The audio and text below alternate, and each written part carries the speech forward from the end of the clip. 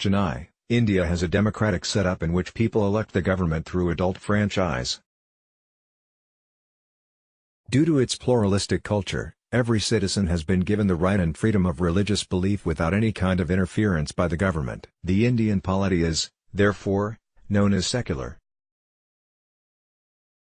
However, few unpleasant incidents that took place in last few years across various Indian states have prompted much talk of a threat to the secular character of our nation. Most of the political parties, who see themselves as secular, have strongly condemned those incidents and the local government's alleged inability or unwillingness to control it.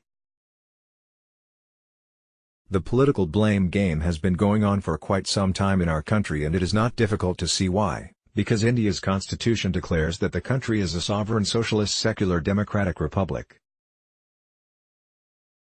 But how has secularism been practiced by political parties in India? Today, secularism has been reduced to a vote-catching slogan by political parties who have deepened the religious divides in society by resorting to vote bank politics. While they don't openly appeal to the voters' faith, political parties of all hues reinforce religious divisions by nominating candidates according to the religious composition of a constituency.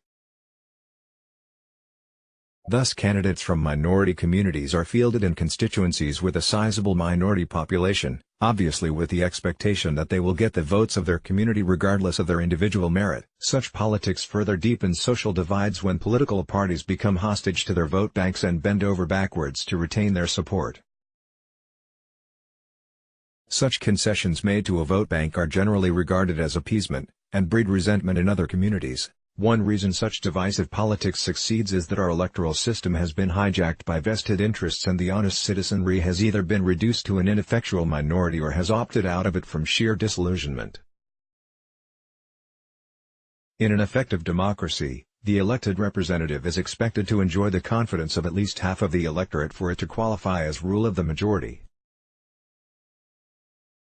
But take the voting figures for our elections over the years. On an average, just about 61% to 55% of the voters cast their vote in the general elections held so far.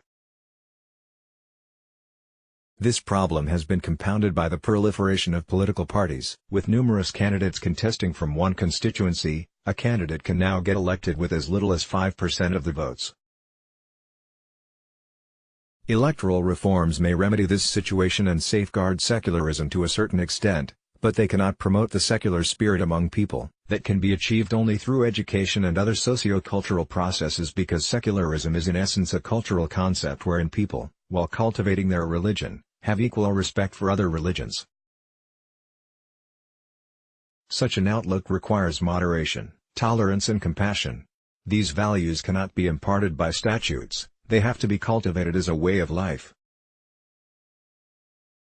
The need of the hour is to consciously develop a culture of secularism, and the best means for achieving this is through education, particularly through spiritual education. Knowledge of our true selves as souls automatically lifts us above the superficial distinctions of religion, race and promotes true secular thinking. But, why spirituality? Because it is impeccable, it implies universal love, non-violence, compassion, virtue, simplicity, honesty, detachment and attitude of humanity and service, all in one. Thus, it should not be difficult to understand that if spirituality is ensconced at the center of politics, all would be fine and the world would be a better place to live in. Let's block ads. Why?